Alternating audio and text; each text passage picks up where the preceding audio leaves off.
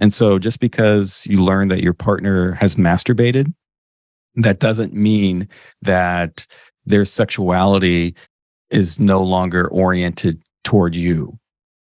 Because once we become partnered, we don't lose our own sexuality. We're just adding a dimension to our sexuality, which is the partner, but we never lost what we already had. And so we have to kind of respect that this individual is an individual. They have their own sexuality, and I can be a part of it sometimes, but not all the time. And we shouldn't have that expectation that I should be 100% responsible for my partner's pleasure, sexual pleasure or otherwise pleasure, 100% of the time. And we can't expect that from our own partners, sexual or otherwise. I'm Cindy Darnell. Welcome to The Erotic Philosopher, the podcast where we examine and explore sex and relationships through social, personal, cultural, scientific, political, and other lenses, and unpack and explore your erotic quandaries with the world's wisest erotic philosopher. Welcome back to Season 4 of The Erotic Philosopher, the podcast where we explore life, sex, and modern relationships with some of the world's wisest erotic philosophers. My name is Cindy Darnell. I'm a sexologist, sex and relationships therapist and coach, and of course I'm the host of The Erotic Philosopher. I'm also the author of Sex When You Don't Feel Like It, The Truth About Mismatched Libido and Rediscovering Desire. You can find out more about me at my website, cindydarnell.com. Before we jump into today's interview, I want to tell you a little bit about a new project I'm working on, my online subscription community, where you can learn more about the issues that we tackle here on The Erotic Philosopher, be they relational, personal, emotional, sexual, and beyond. So many of us need support, help, and scaffolding to make sense of our complicated lives and relationships these days. So this new online community serves as a portal to learn more from me and from others as we dive into the issues most important to us in creating meaningful lives and fulfilling sex. You'll see more on my website, cindydarnell.com, under the community tab. Now, let's meet today's guest, someone whose internet presence is as witty and acerbic as it is compassionate and insightful. Known online for his love of cats, Satan, and horror films, Dr. Eric Sprankle ushers in the new wave of academia and sexology for a new generation. Dr. Eric Sprankle is a professor of clinical psychology at Minnesota State University, where he also is the co-founder and co-director of the Sexuality Studies program. Dr. Sprankle received his doctorate in clinical psychology from Xavier University and completed a postdoctoral fellowship at the University of Minnesota Medical School program in Human Sexuality. His current research focuses on the intersections of sexuality, stigma, and Satanism. His first book, DIY, The Wonderfully Weird History and Science of Masturbation, will be published in late 2023. In this interview, we dive into the history of masturbation. Did you even know masturbation had a history? And we'll talk about some of the ways that masturbation is both lauded and misunderstood, and often blamed for many of the ills in the world. Out of the closet and into the open, masturbation for many of us is our first erotic experience and certainly our longest term sexual partner. So let's talk about it like it matters. Enjoy today's interview with Dr. Eric Sprankle. Dr. Eric Sprankle, welcome to The Erotic Philosopher. It is absolutely wonderful to have you here. Likewise. Thanks for having me. And I've been following your work for years now online, and I've read your papers about sex work, and I've followed your tweets in particular and your Instagram posts, taking very intelligent and very funny swipes at certain aspects of Western culture, particularly of American culture, and some of the values that they hold around sex and the irony of purity culture and how that sort of plays out in people's private lives and people's bedrooms. And so I was thrilled when you accepted my invitation to be on The Erotic Philosopher today. And before we get into your specialty subject of masturbation, which I've not had a guest talk about masturbation yet, what's something that the listeners might need to know about you that they perhaps wouldn't necessarily know by looking at your website or following you on social media? Yeah, I mean, I would say that it would be obvious for the people who follow me on social media what my outside interests are. And so this is more for maybe new people who aren't familiar with that. But outside of the sexuality field, outside of my job as a professor, my biggest interest, and I would say it rivals my interests within sexual health, and sometimes I'm more passionate about these outside interests, would be anything dark, spooky, macabre. Love horror movies, heavy music. Yeah, anything dark and gritty is just my jam. That's your jam. Was there an origin story for that? Did you notice that there was a sort of pivotal moment where you developed a love of the macabre and the dark, or was it just sort of emerging in you from a young age? Yeah, there is an origin story, but it has to be something like innate within me, because the origin story was, so I was born in 81, so childhood, like early mid 80s. Everybody in the world was exposed to Michael Jackson at that time, and it's the Thriller music video. And so like, I'm not unique at being exposed to that in the early 80s, but that really just hooked me in to everything kind of spooky and Halloweenish and zombies and monsters. And from that point forward, it was just a love affair, especially with the horror genre in film. Oh, what's your favorite horror film? I'll only put an asterisk next to it because it's pretty new, relatively speaking, but The Witch that came out in 2015, I think it's just the perfect horror movie. The asterisk is just because let's see how it holds up in 20, 30 years, because my next favorite are like really old ones like The Shining or Texas Chainsaw Massacre, from the 60s and 70s. But yeah, right now the Witch is on repeat at least once or twice a year. Okay. I have not watched a horror film, I think, since the 80s. So I'm 10 years older than you. And I remember horror films were a thing when I was in high school. We used to have, these girly kind of sleepover parties, and we'd sit up and, drink vodka and watch horror films on the VCR. It was back in the day.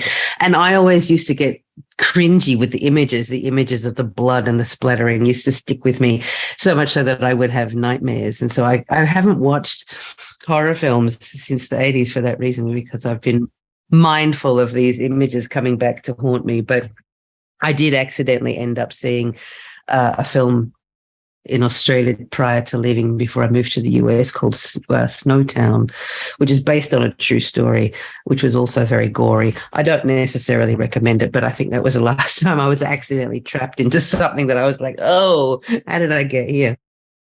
So we're just going to pivot from horror movies and blood and gore into something equally as fabulous, masturbation.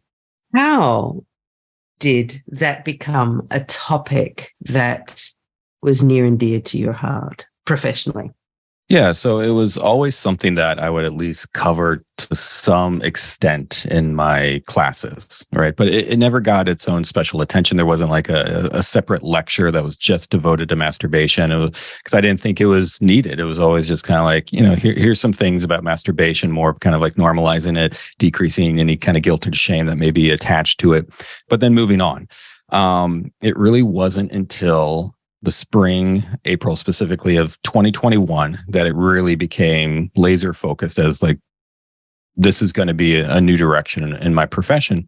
And that was because I posted something on Instagram that I thought was pretty non-controversial, of just some, in essence, of like, masturbation is healthy or something along those lines. And the comments I was getting from random people of, disputing that with made up facts, as well as just like anecdotes about how masturbation, that I'm being irresponsible and unprofessional by saying that masturbation is healthy, because according to them, masturbation leads to decreases in testosterone. It leads to increases in depression and social anxiety. It will just result in somebody just being very physically weak, socially inept, and also some very bizarre specific claims of like, you're losing zinc and like other like minerals and vitamins from your body. And I was just like, where is all of this coming from? Right. Where and I was does like, that come from? Yeah. And like, am I missing something? Do I not know about zinc loss because of masturbation? Am I being unprofessional? That's at least my level of humility of like, maybe I'm wrong. this doesn't sound right, but let me look into this a little bit more. And so that was the origin story of like, I think there's something here. I didn't realize how much misinformation and pseudoscience is out there about masturbation. And that really has launched this kind of new direction in my career. So let's sort of dig into the essence of, the human relationship with masturbation. So animals masturbate in various ways. I'm thinking of my dog. He's constantly giving himself blowjobs, never to, completion, as one would say, but any opportunity, he's always licking himself. Why do humans masturbate? Primarily for pleasure. I mean, that's the top motivator. What we see though, and like the motivation for pleasure is also layered, because it's like, how is it pleasing? Is it sexually pleasing? That's definitely a motivation for adolescents and adults. But what we see within like childhood masturbation is still motivated by pleasure, but more kind of in a self-soothing kind of way, really no different than thumb sucking. So it's still with the goal of like, this feels good, so I'm going to keep doing it. But the context in which that pleasure exists is developmentally situated. So it's going to be a little bit more self-soothing. It can still certainly be used for like self-soothing mechanisms for adults. But primarily what we're seeing is self-soothing for younger individuals, and for adolescents and adults is more like that sexual pleasure. That's the primary motivator. It's the obvious one. And so given that, it's either, there's probably multiple reasons that, we do it at different times in our lives. But given that most of them seem to be, reasonably innocuous and harmless, I would say, why do you think there is such a controversy from certain sectors of the community about masturbation? And historically, where could this have come from? Yeah, so a couple of different places, and it's kind of like the intersection of all these different forces kind of, combining into kind of where we are now, at least in the United States, with this still like masturbation taboo that hangs over our culture. But we can certainly look at religious influences, especially within Christianity and Catholicism. Catholicism going back to the year 1054, with Pope Leo IX being the first one on written record, at least, explicitly condemning masturbation as a gravely disordered act. And so we have 1054. Yeah, so we have over 1,000 years of explicit Catholic prohibition against masturbation, and that has been since affirmed and reaffirmed by various popes. The most latest being Pope Benedict, about a decade or so ago, in another written decree.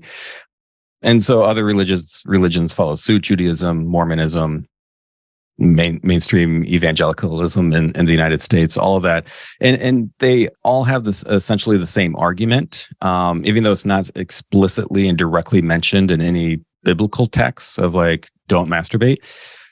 They kind of, take out little pieces here or there and make it apply to masturbation, which does make sense. It's internally consistent, at least. And essentially, it's just the belief that God created your genitals for one purpose, and that's to express marital love in the hopes of procreating. And that's it. So anything outside of that very, very narrow purpose for human sexuality is considered sinful. So that would include masturbation, but it also includes everything else that wanted to go under that very, very narrow definition of what is permissible. So you have that cloud hanging over everybody of that this is a sin. But what's always fascinating to me is that sin argument of like, you're going to disappoint God, you're going to go to hell, whatever the punishment may be, right, for not obeying this prohibition against touching your own genitals. That's not enough for most people. And so even within religious communities, they have to start inventing kind of this misinformation about, it's physically or psychologically harmful to you. And oftentimes that has more of an impact, because like the concept of heaven and hell and getting punished, that's very abstract. But saying that masturbation will cause acne and hair loss and create heart disease and decrease testosterone, that's more of a materialist based like fear, and something that could happen like right now if you actually believed that occurred because of masturbating. So you have the religious influence, you have the influence of medical misinformation that really kind of gained some steam around the early 1700s, especially in London, and then kind of spread out from there. There was a pamphlet that was circulated at the time called Onania, that was largely religious based, but it also started spewing that masturbation caused all these, physical diseases and ailments, and that's why you should avoid it. And then also just culturally, kind of cross culturally too, that we've seen this throughout the world, throughout the time, is that masturbation just being viewed as kind of less than. That if we're looking at sexual hierarchy of like what is permissible or what should we all be striving for with our sex lives, partnered sex is typically always ahead or above. And intercourse in particular, right? Absolutely, yeah. Penile vaginal intercourse being the, within a marriage as kind of being the top, and then everything else kind of falling below that. And so masturbation kind of just being the butt of jokes of like, oh, it's less than, it's a poor substitute, poor that person because they can't get a partner, so they have to resort to masturbating, that kind of stuff. So it's just kind of like, even amongst, the ancient civilizations within Greece, there wasn't medical misinformation about masturbation. It wasn't prohibited by, any type of religious belief, but it did have like a lower social standing. And so I think we have all those forces today still, combined with no one, at least on a formal level through like public school comprehensive sex ed, giving any kind of accurate counter message to that. So we're just left with this silence and all these kind of lingering prohibitions. And it just leaves most people with some at least doubt about whether or not masturbation is healthy. Right. And then, I was just sort of thinking as you were talking, that image of, from American Pie with what's his name sticking his dick into the pie and, and then him getting busted by his dad and the shame and the, all of this stuff, which, it's funny. And yes, it's funny. Fine. And because these are the only messages most of us get about masturbation, we're never taught explicitly about the benefits of masturbation at school. Perhaps if we go to a progressive university, someone, like your class, you might be exposed to this kind of, enriching thinking. But I think the vast majority of people, unless they're actively seeking out this information about masturbation online, which there's a lot of, rabbit holes, wormholes that could end up going down that lead them into places like NoFap, for example, which look like they're legit websites, and they're not. Let's talk about this NoFap thing, and perhaps for folks listening who don't know what it is, could you explain what it is, and I guess in essence how it works and how this sort of fits into this stigmatizing culture and wash of misinformation to the point that people can't distinguish between fact and fiction when it comes to masturbation information. Yeah. So NoFap, like capitalize N and F with NoFap, kind of like where it was established. It has turned into kind of like lowercase NoFap, where that's just kind of like shorthand for saying that you're abstaining from masturbation, regardless of how much you're involved with like capitalize NoFap or participating in message boards on their website or whatever, or on Reddit or whatever. But essentially, it is just an online movement. It started just with message boards, and it just encouraged men, particularly young men, to abstain. And this is where it gets a little confusing of like what they consider is the biggest of the three evils is just abstaining from masturbation alone, abstaining from pornography and masturbation. That's typically a big one and usually a focus. And then abstaining from orgasm as a result of masturbating to porn. So those three things are different, and they all have their own kind of misinformation attached to them. But typically what I see is the prohibition and the belief that masturbating to online pornography is essentially like the new evil of the world, and it's akin to substance use disorders. And so sites like Fight the New Drug, the drug is masturbating to online pornography, and so they make the analogy very explicit that they believe that masturbating to porn is akin to having a substance related disorder like heroin use disorder.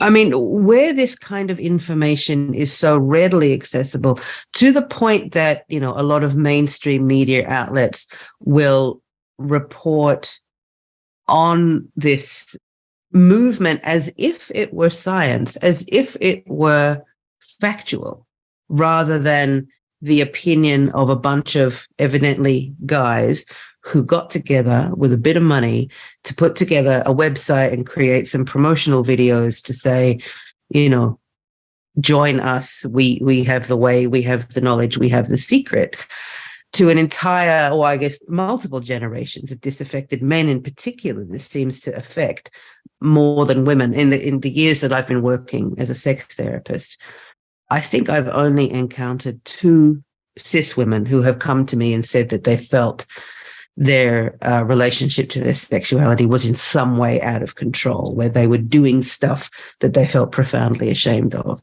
Whereas I've encountered lots and lots of men who have described that relationship with their sexuality.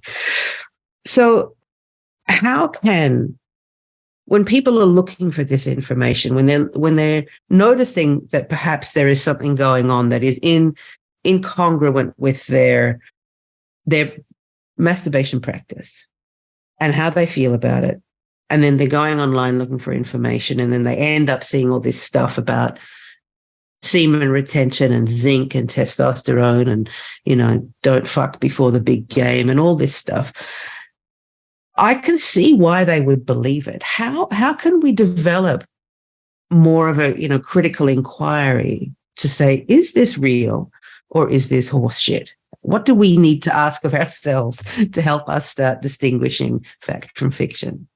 Yeah, I mean, on a systemic level, I think comprehensive sexuality education early on would help that. That includes media literacy and scientific literacy. So oftentimes what I get from some random people online who are disagreeing with what I say about masturbation because it goes against their beliefs and what they believe is scientifically accurate, even though it doesn't. What annoys me so much is when they ultimately will say, you should do your research, as if I haven't been doing my research on this for the past 20 years. Their research include typing in a keyword that already confirms their belief about it, and then just looking on the first link that comes up, and then that confirms what they already believe. So the whole point of doing your research is also understanding the research that you're doing, and that last piece is what's missing so bad from people who will make an argument about the testosterone decrease related to masturbation, which isn't true, but they'll send a link to some article that doesn't really say that. Maybe, if somebody who doesn't know how to read scientific articles, which is a large part of the population, because you don't need to, they're not written for the lay audience, they're written for other scientists. And so it's not just Googling a search term and even finding a peer-reviewed journal article. It's like, how does that one article, well, one, is it actually saying what you think you're saying? Because more than likely it doesn't. And this is where a lot of problems come from, and not understanding that correlation does not equal causation.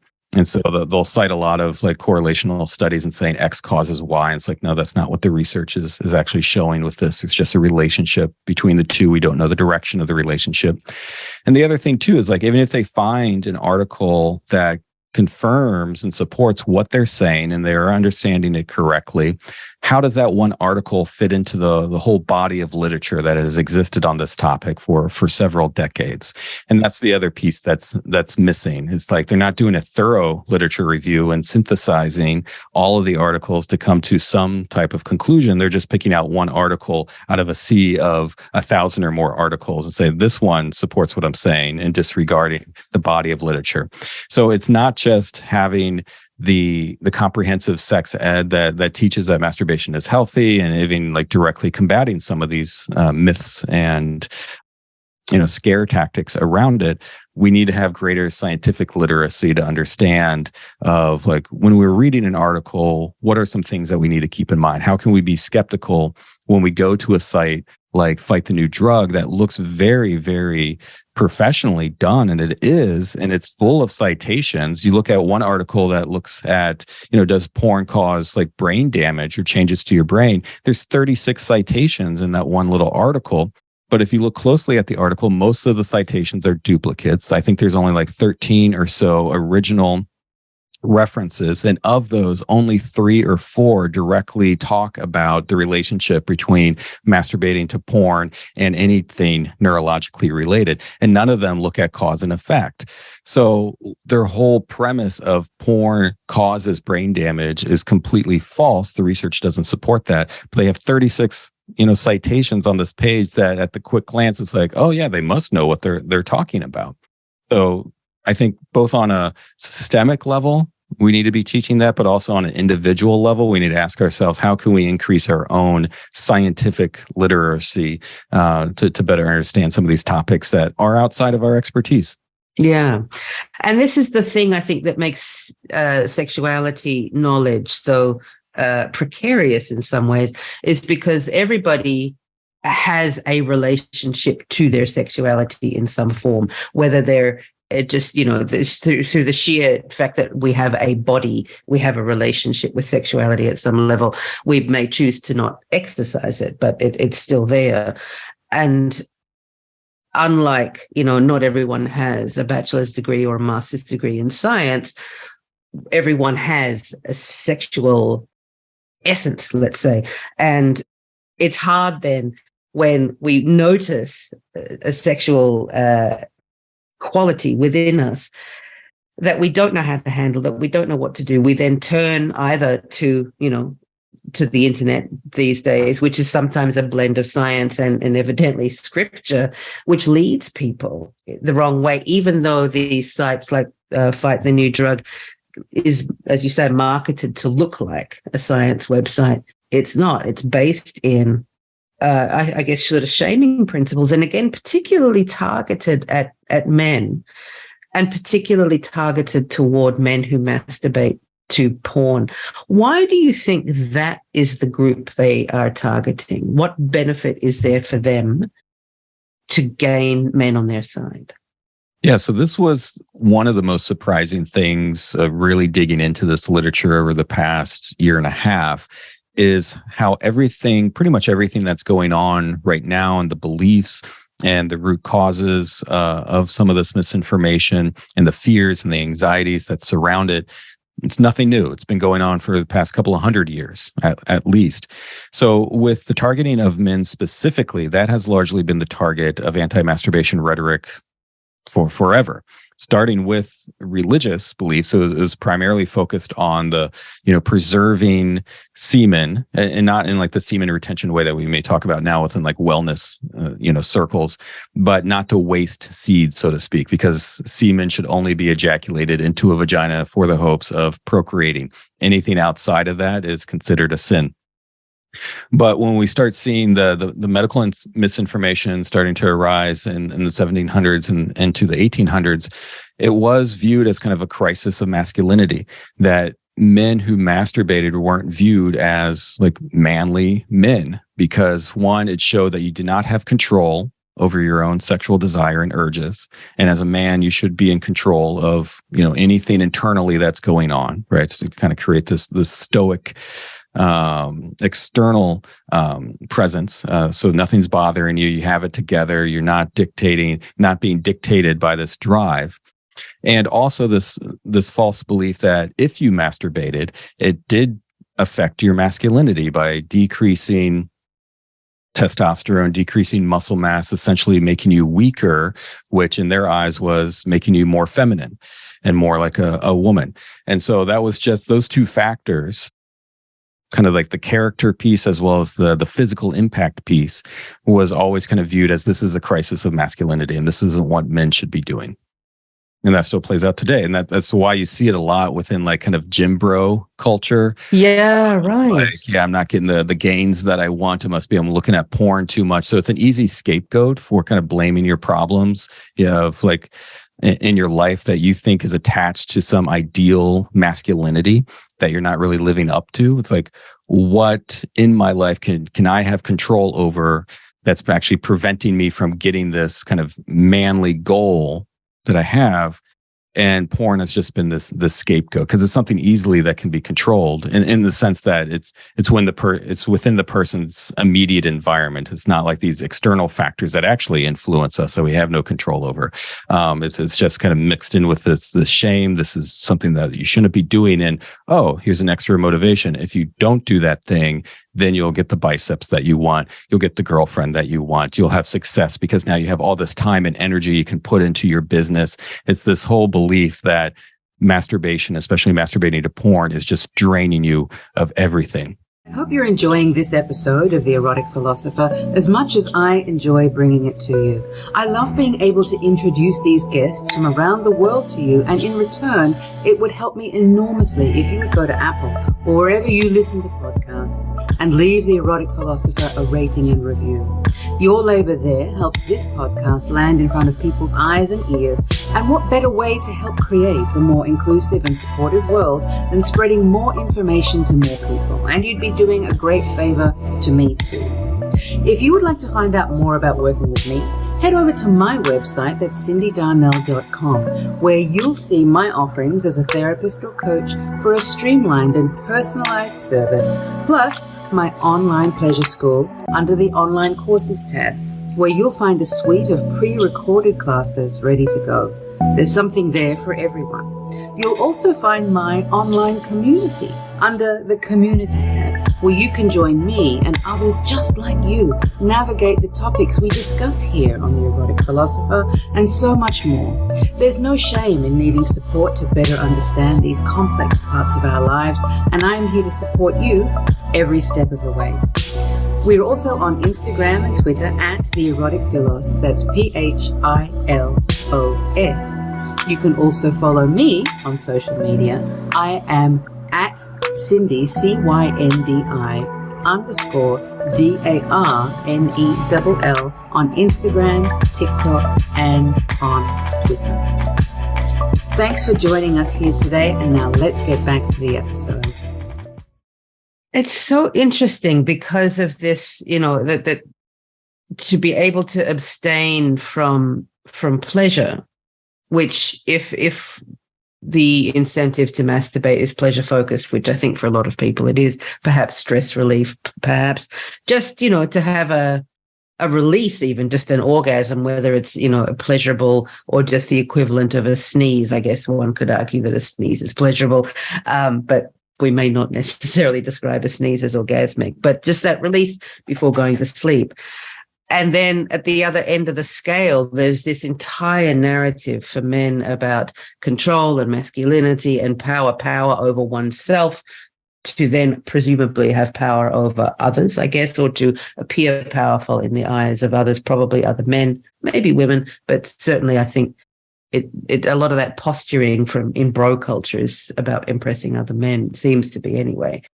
Have you noticed, are there any sort of equivalent masturbation myths and narratives around women's practices? I think one of the things that I think of is that there's this sort of assumption that when women masturbate, they use internal dildos and that kind of stuff to replicate intercourse. But when you speak to women who will freely acknowledge that they masturbate, they will tell you that it's all about the clitoral stimulation, and rarely would they engage in any sort of penetrative solo practice. Not to say never, it happens sometimes, but generally the focus is more clitorally oriented. Are there any sort of stories that you hear about, women's masturbation practices that lead them into, the bowels of Satan in the same way that is marketed to men? Yes and no. I mean, typically and historically, it's always been secondary for a couple of reasons. One, it's not dealing with like the crisis of masculinity and what it means to be a man. It's also, since a lot of the focus is on kind of the role and the quote unquote power of semen, and that's lacking. There's less of a concern there. I think there's also the benefit for women that, it's not, it can be a benefit in some ways, but ultimately it's harmful as well, of being ignored, of desire of the belief that women do have desire and that they would masturbate. We kind of have this expectation that, oh yeah, boys will be boys, and you know, if you know, a parent catches their boy masturbating, a lot of times it's met with some punitive nature of like, don't do that, and hopefully it would be like, just don't do that in the living room, do that in your bedroom or something. But oftentimes it's not. It's just kind of punitive, and a lot of times we, as parents, we don't expect that from our girls or our daughters, and a lot of times they can do it much more covertly too.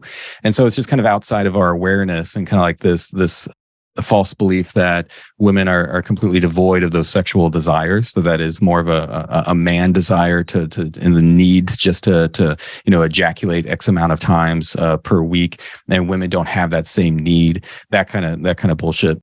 So that's part of it. But you know, even the old timers, you know, from a couple of 100 years ago, who were starting to peddle some of this medical misinformation, the bulk of it was focused on boys and men, but they thought the physical impacts would be similar for girls and women too, because they mentioned things like masturbation would lead to uterine displacement, it would lead to spontaneous abortion, some of the same like general effects of like heart disease or paralysis or suicide. All of that was not gendered. I think more recently, though, or more modern, beliefs that are harmful to women is just the impact of vibrator use on their clitoris. And still, I get a lot of questions and concerns about, and people who are 100% believing that a clitoris will eventually a vibrator will eventually desensitize your clitoris.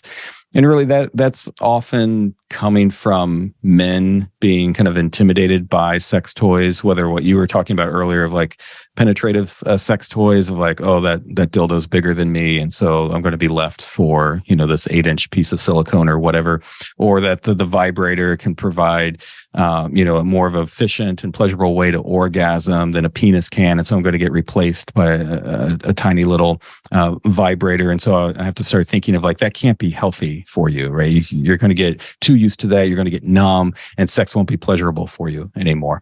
And on a physiological level, no, vibrators don't lead to any type of clitoral desensitization. What can happen with this is that you just found a way that works best for you, right? In terms of pleasure and orgasm. And that's great. That should be celebrated. Nothing should be taken away from that. If that's not translating well to partnered sex, the goal then would be, how can we make partnered sex more pleasurable or as pleasurable as solo sex? Not how can we make solo sex less pleasurable like partner sex is it? And so, but that's a really good distinction. But that's usually the approach that people go of like, oh, how can I back off of my masturbation because it's impacting my sex life with a partner? It's like, well, your masturbation life is great. How can you replicate that with the partner? That's the goal. Adding something, not taking away. Yeah, I mean, that's such a powerful thing. And I think that this is, you know, my next question was going to be about this relationship between masturbation and partnered sex, or the lack of perhaps relationship between these things, and how often partners will get jealous. Maybe jealous is too strong a word, but insecure. There will be some kind of judgment, some kind of assessment of, if I catch my partner masturbating, or if I know that they're masturbating when I go out and there's evidence of, you know, tissues or lube or vibrators lying around or whatever, just, you know, something that I discovered they were getting up to mischief when I wasn't here, that it's almost, you know, and I see this with a lot of the couples I work with, that it's almost a personal affront that, you know, why didn't you wait for me to come home? I wish you had shared that with me.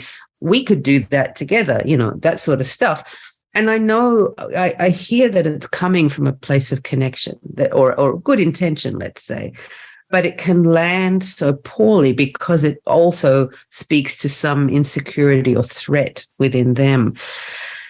For couples who might be listening who are thinking, oh, you know, that sort of applies to us. We have this complicated relationship with masturbation, and jealousy does appear, or discomfort appears between us.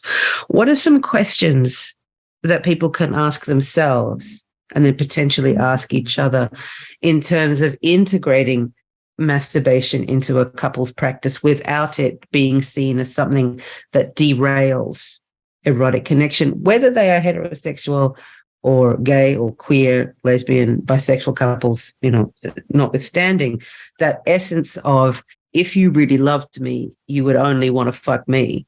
You wouldn't want to fuck yourself. How can we start sort of unpacking what is going on there? So I think what can be helpful is to look at masturbation as its own practice, not how it's historically been looked at for thousands of years of kind of like a poor substitute or a less than kind of behavior, but it's a behavior in its own right. And our motivation to masturbate can be vastly different than our motivation to have sex with somebody else. And if we start looking at it like that, I think we can view it less as a competition, or like it's at odds with, oh, if this person wants to masturbate today but not have sex with me, that means there's something wrong with me. They're choosing solo time versus partner time. But there's a lot of things that we do by ourselves in a relationship, and there's a lot of things that we do as a couple, and a lot of times that can look similar, of like sitting on the couch together and we have our own books that we're reading, versus I'm going to go into my own room and just read a book alone, all right, watching TV together, watching it separate. So there are opportunities to join through partnered sexual behavior, but that has different motivations, that has a different function for the relationship than masturbation can. And I think if we look at it that way, as masturbation as a sexual behavior in its own right, and it's not in competition with partnered sex, then I think we can at least warm up to the idea that the person may have motivation just to be by themselves, masturbate for the purpose of like having an orgasm very efficiently, very quickly, as opposed to they don't have the motivation, they don't have the energy right now for partnered sex, because that takes a lot of more energy. It takes there are different dynamics involved, and maybe you just want to be by yourself. If the goal is an orgasm, masturbation may be the fastest and most efficient way to do that.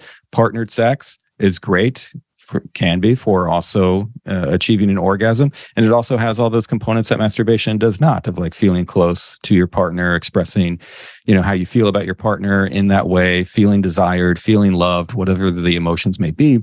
Masturbation doesn't have that, so that's why partnered sex is its own thing as well. And it's just like they're separate entities, and so just because you learn that your partner has masturbated, that doesn't mean that their sexuality is no longer oriented toward you. Because once we become partnered, we don't lose our own sexuality. We're just adding a dimension to our sexuality, which is the partner, but we never lost what we already had. And so we have to kind of respect that this individual is an individual. They have their own sexuality, and I can be a part of it sometimes, but not all the time. And we shouldn't have that expectation that I should be 100% responsible for my partner's pleasure, sexual pleasure or otherwise pleasure, 100% of the time. And we can't expect that from our own partners, sexual or otherwise. Mm.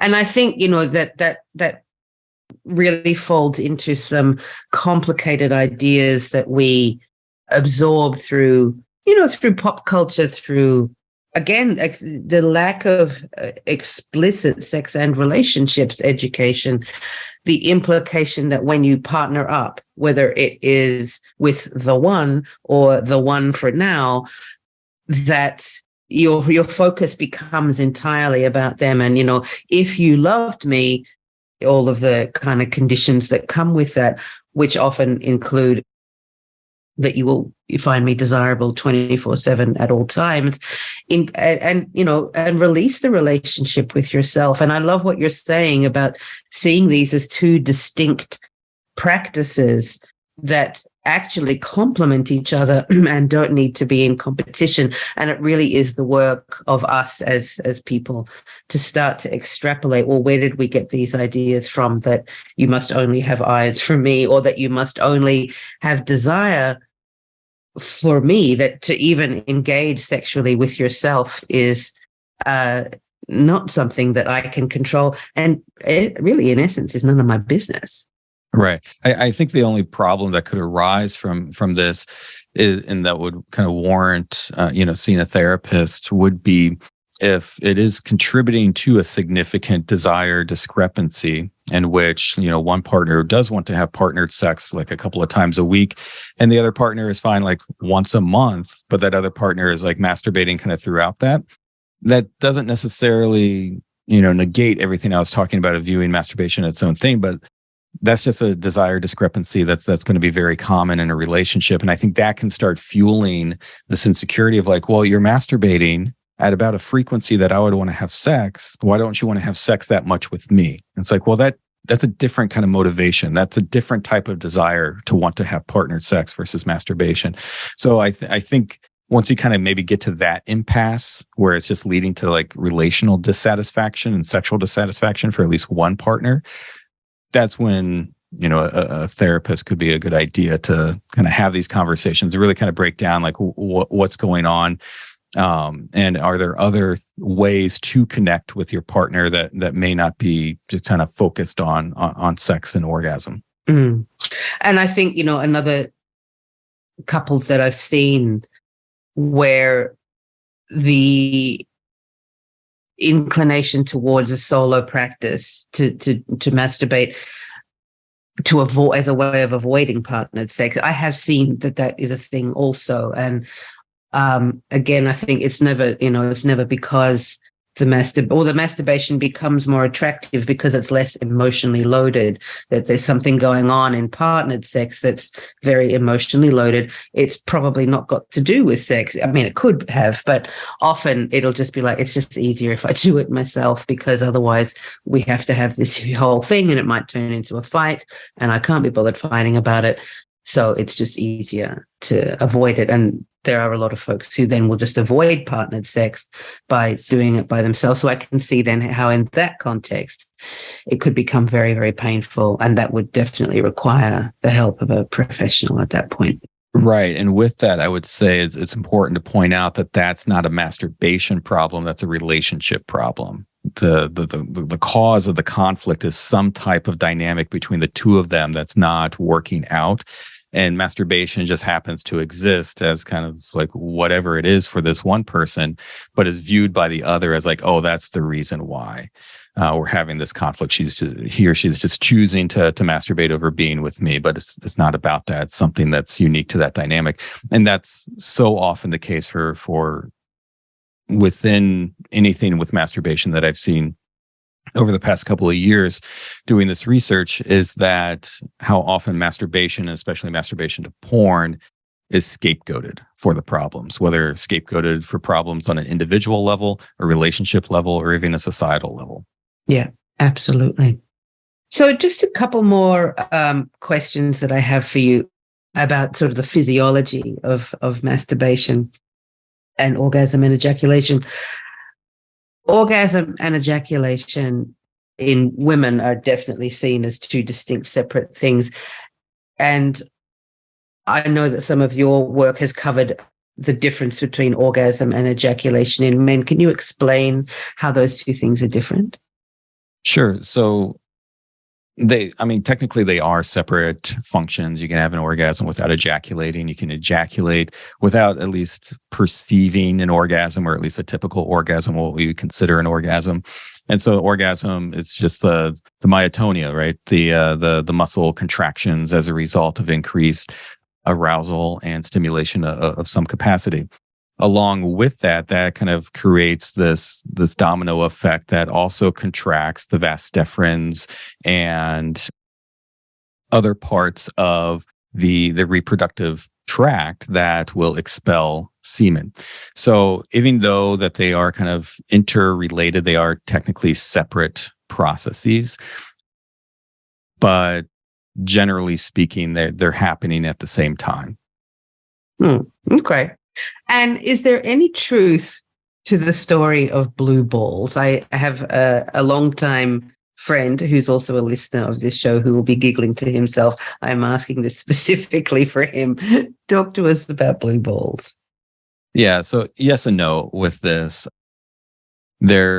With prolonged arousal, two things can occur onto the testicles. So you have increased blood flow to the genitals. Having increased blood flow to the genitals can create some pressure on the genitals, including the testicles themselves. So that prolonged pressure can create like a little bit of a dull ache over time. as well as if someone's close to orgasm but not having an orgasm. What also happens physiologically is that the cremaster muscle on the scrotum constricts, and so your scrotum lifts the testicles closer to the body, and that kind of constriction, that tightness, can also create some pressure on the testicles that can lead to a little bit of a dull ache. So that's essentially it. That's if somebody is complaining of like kind of a heaviness or an achy kind of feeling in the testicles, that's what is technically blue balls. That will go away with decreased arousal. So either just like stopping sexual stimulation and the body going back to a flaccid state, or having an orgasm like on your own.